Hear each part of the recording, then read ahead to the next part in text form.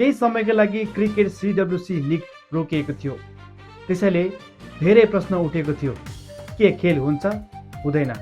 दर्शकहरू अन्यलमा थिए, खेलाडीहरू प्रतीक्षामा थिए, तर अब सबै स्पष्ट छ, खेल सुरु हुन लागेको छ र नेपालको लागि यो अत्यन्तै महत्त्वपूर्ण समय हो।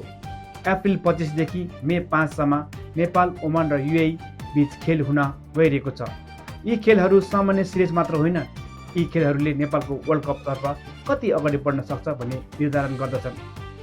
खेलाडीहरू तयार छन्, उनीहरू लामो समयदेखि मेहनत गरेका छन्, तर दबाब पनि त्यति नै ठुलो छ जब हरेक बल, हरेक रन र हरेक निर्णय निकै महत्त्वपूर्ण बनेको छ। यसपछि मे 12बाट अर्को चरण सुरु हुनेछ, जहाँ नेपाल स्कटल्यान्ड, अमेरिकासँग खेल्नेछन्।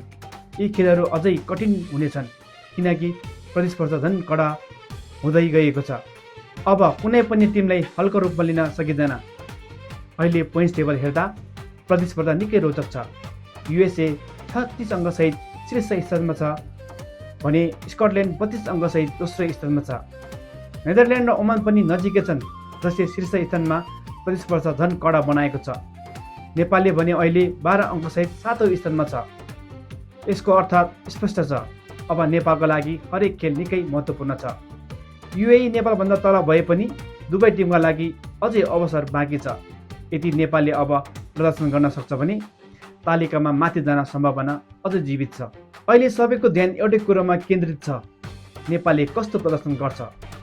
के नेपालले यो अवसरलाई सही तरिकाले प्रयोग गर्न सक्छ? खेल सुरु हुन गइरहेको छ, अब कुनै बहाना छैन। अब केवल प्रदर्शन, नतिजा र जिम्मेवारीको समय हो। अन्ततः यी खेलहरूले नेपालको भविष्य तय गर्नेछ। के नेपाल अगाडि बढ्नेछ वा अवसर फेरि हातबाट छुट्नेछ, त्यो अब मैदानमै तय हुनेछ।